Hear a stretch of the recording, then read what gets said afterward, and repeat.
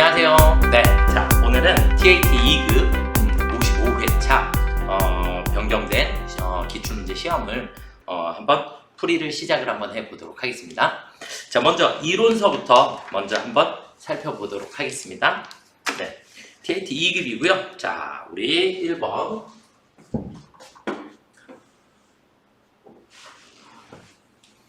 자, 다음 대화의 내용에서 선생님의 질문에 대하여 올바른 답변을 한 사람은 그랬어요.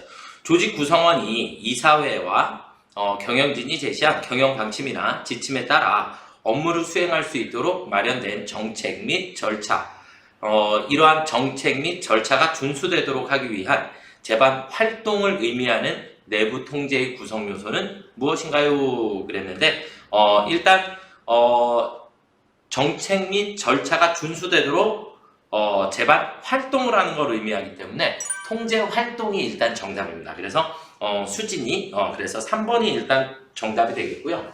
일단 내부 통제 제도라고 하는 것은 내부 통제 제도는 우리 기업이 원활히 이제 업무 수행을 하기 위해서 그래서 내부 통제 제도는 기업의 효율성 그리고 신뢰성 그리고 준법성 이렇게 세 가지의 요건을 우리가 충족시켜주기 위해서 하는 거고요. 그러기 위해서는 우리가 통제 환경이라는 걸 만들어야지 되고 그 다음에 위험 요소 평가라는 것도 해야 하고 통제 활동도 해야 하고 모니터링도 해야 해요. 그래서 첫 번째 민종이가 얘기한 통제 환경이라고 하는 것은 뭐 정책이라든지 체계라든지 이런 절차 이런 것들을 구축하는 그런 내용이 되겠고 위험 평가는 말 그대로 우리 회사에 어떤 문제점이 있었는지 분석하고 그 다음에 뭐 대응 방안을 찾고 이런 것들이 이제 되겠고 통제 활동은 아까 통제 환경에 대한 수행이죠. 일을 활동을 해주는 개념이 되겠고 그 다음에 이제 모니터링 같은 경우에는 지속적인 평가를 해주는 과정을 얘기를 하게 됩니다. 그래서 지금 문제의 정답은 3번 수진이가 정답이 되겠고요. 자, 그 다음 문제 2번으로 넘어가 보도록 하겠습니다. 다음은 항공의 상품 관련 자료이다. 이를 토대로 2022년도 매출원가를 계산하면 얼마인가 그랬으니까 매출원가는 기초에 매입을 더해서 기말을 빼주시면 되겠죠. 그렇죠? 네, 그래서 우리가 T자를 하나 그려서 기초상품재고에 150만 원이 있고요. 그 다음에 순매입액, 단기 매입액은 700만 원이 있고요. 그 다음에 취득원, 기말 재고액이 취득원가가 나와 있고 순실현 가능 가치가 나와 있기 때문에 우리 기말 재고 자산의 평가는 순실현 가능액으로 평가를 해야 하니까 맞죠? 그래서 기말 재고액이 200만 원이 들어가게 됩니다. 그러면 650만 원의 매출원가를 산출할 수 있겠죠? 그렇죠? 네, 그래서 3번이 정답이 되겠고요. 자, 문제 3번. 다음에 가나에 들어갈 회계정보의 질적 특성을 올바르게 표시한 것은 시장성 없는 유가증권에 대하여 역사적 원가를 적용하면 자산의 측정 가치의 검증 가능성이 높아지고 유가증권의 실제 가치를 나타내지 못하여 목적적 합성은 떨어질 수 있다. 그러니까 항상 제가 계속 설명드리지만 우리가 시소로 목적적 합성하고 우리가 신뢰성하고 이렇게 두 가지를 나타내 줄 때 우리가 목적적 합성은 항상 현재를 기준으로 하고요. 그 다음에 신뢰성은 우리가 과거 그러니까 결과물 혹은 역사적 원가 이런 걸 가지고 우리가 신뢰성이다라고 얘기를 할 수 있어요. 검증이 가능해야 하는 거니까 믿을 수 있는 정보여야 하니까 그렇게 보시면 될 것 같습니다. 그래서 역사적 원가는 최초의 취득 원가를 얘기하는 거고 바뀌지 않는 가격이죠. 그렇죠? 그래서 신뢰성과 관련이 있는 그래서 검증 가능성이 되겠고 그 다음에 실제 가격은 현재의 가치를 나타내줘야 하기 때문에 우리가 목적적 합성이다, 적시성이다 이렇게 보시면 될 것 같습니다. 그래서 정답은 3번이 되겠네요. 자, 그 다음은 문제 4번으로 넘어가 보도록 하겠습니다. 다음은 주식회사 항공의 기계장치 관련 거래 내용이다. 2022년 감가상각비는 얼마인가 그런데 보니까 2022년 1월 1일 날 기계장치를 2천만 원에 취득했어요. 그리고 7월 1일에 360만 원의 자본적 지출이 발생하였다. 이렇게 되어 있는데 이건 원래 TAT 1급이나 전산세무 1급 정도 수준의 문제이지 않을까라고 생각이 들고요. 일단 우리가 문제를 풀어나가시려면 이렇게 돼요. 내용연수는 5년이라 그랬잖아요. 그쵸? 내용연수 5년이니까 기계장치는 우리가 1월 1일에 취득을 했어요. 2천만 원에. 그러면 내용연수 5년이니까 그냥 5로 나눠주시면 1년에 얼마씩? 400만 원씩 감가상각을 해주시면 되겠죠? 그쵸? 1년에 400만 원씩 감가상각을 해주시면 되겠고, 문제는 이제 360만 원을 7월 1일에 지출을 하게 됐어요. 7월 1일에 360만 원을 지출을 했는데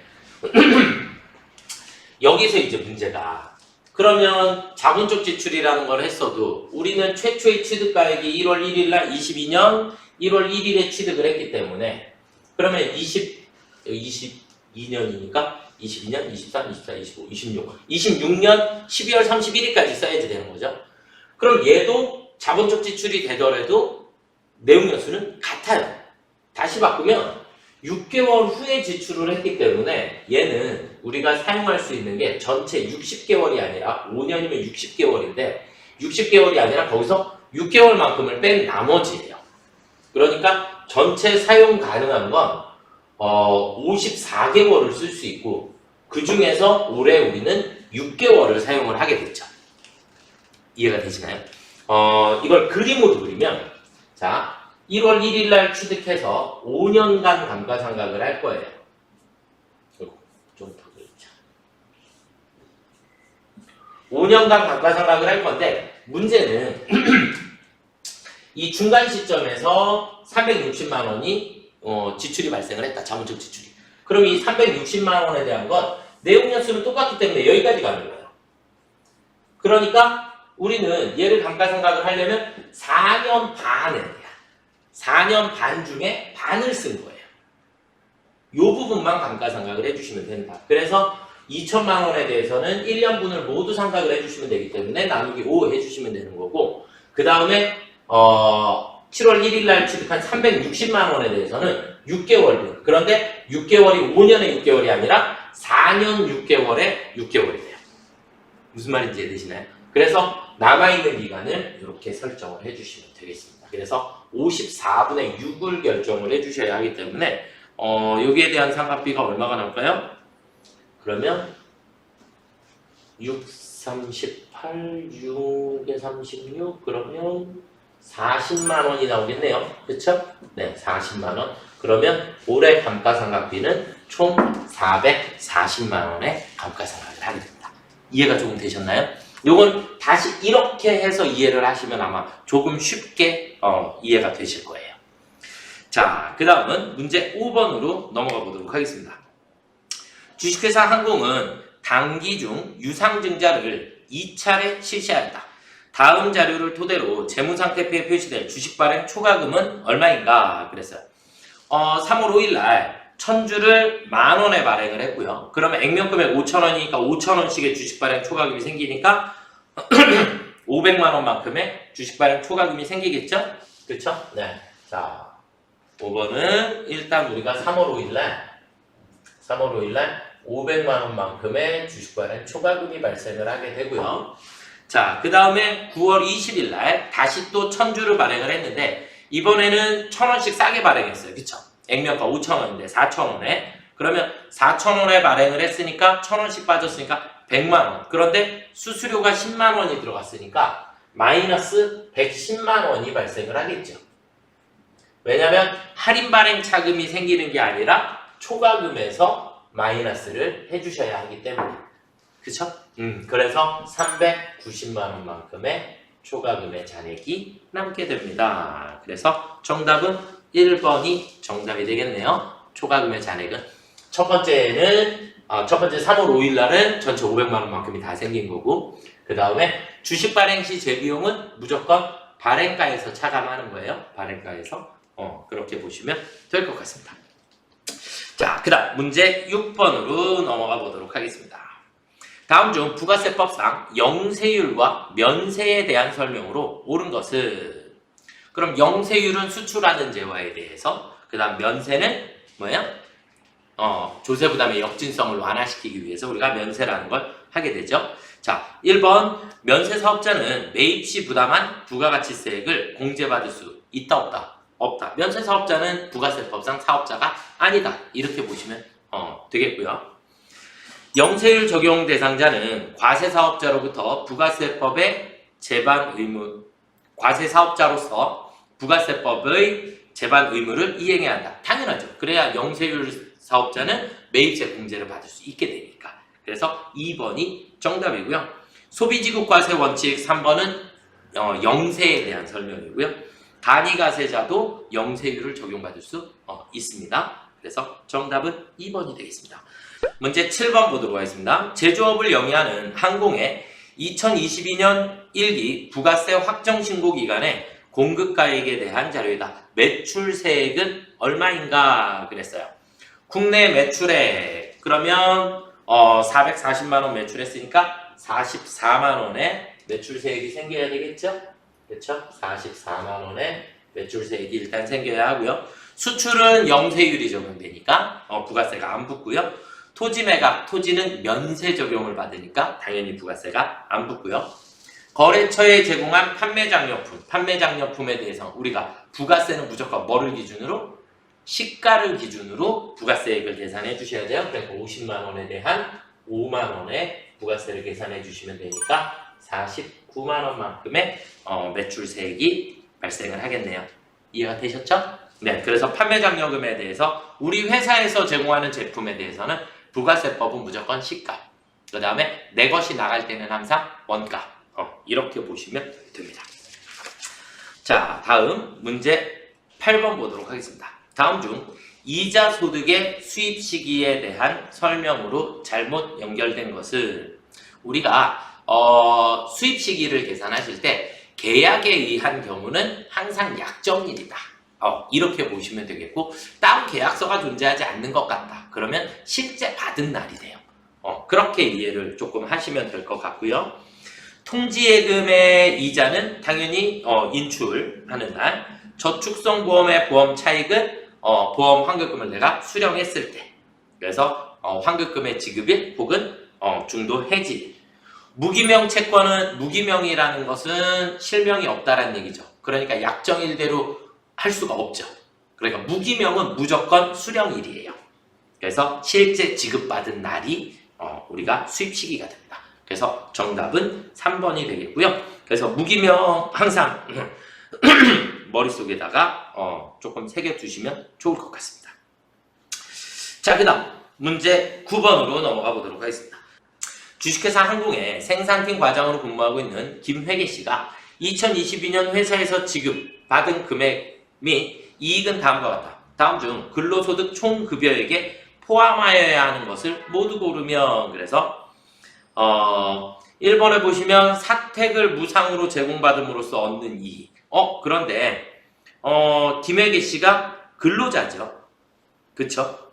종업원이 제공받는 것은 소득으로 보지 않아요. 대신에 임원이나 이렇게 대표이사가 무상으로 제공받게 되면 거기에 대한 이익을 우리가 소득으로 보게 됩니다. 그래서 지금은 근로자이기 때문에 사택을 무상으로 제공받는 것에 대한 것은 소득이 아니다라고 보시면 되겠고요. 사보에 배낭여행기를 기고하고 받은 금액.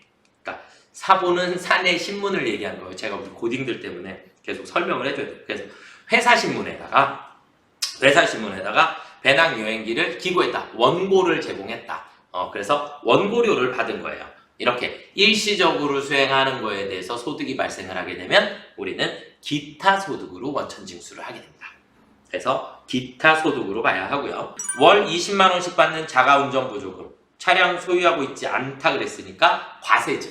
그러니까 본인 차량을 업무에 사용을 하게 되면 비과세 소득이 되지만 차량을 소유하고 있지 않으니까 과세 소득이 되게 됩니다. 그래서 답번이 맞게 되겠고요. 월 10만 원씩 지급받는 식대, 근데 별도로 식사를 제공받는, 회사에서 식사를 제공받으니까 당연히 과세가 되겠죠. 다라 해서 2번이 정답이 되겠고요. 이건 우리가 연말정산을 계속 하시기 때문에 당연히 알고 계시는 그런 문제다라고 보여지고요. 자, 다음은 거주자 김항공 씨의 동거가족 현황이다. 이를 토대로 김항공 씨의 2022년도 종합소득 과세표준 계산 시 공제되는 인적 공제액을 계산하면 얼마인가 그랬어요. 그러면 일단 본인이 있고요. 이거 계산하실 때 항상 본인 빼먹으시면 안 돼요. 그래서 문제 10번은 일단 본인이 있고요. 그 다음에 배우자 52세 소득 없으니까 배우자.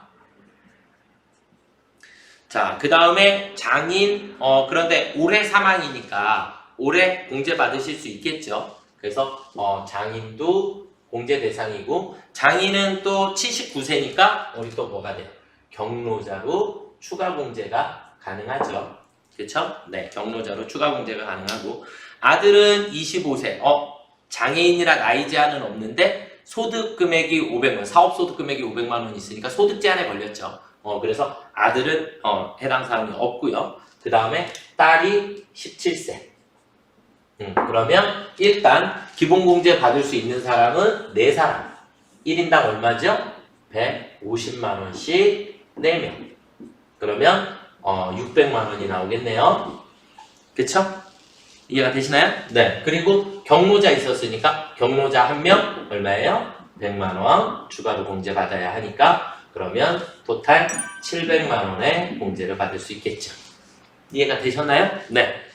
그래서 55회 TAT 2급 이론 문제를 다 풀이를 해드렸습니다. 참고해 보시고 궁금하신 거 있으시면 저희 카페를 이용을 해서 질문 남겨주시면 다시 또 빠른 답변 해드리도록 하겠습니다. 수고들 많이 하셨습니다.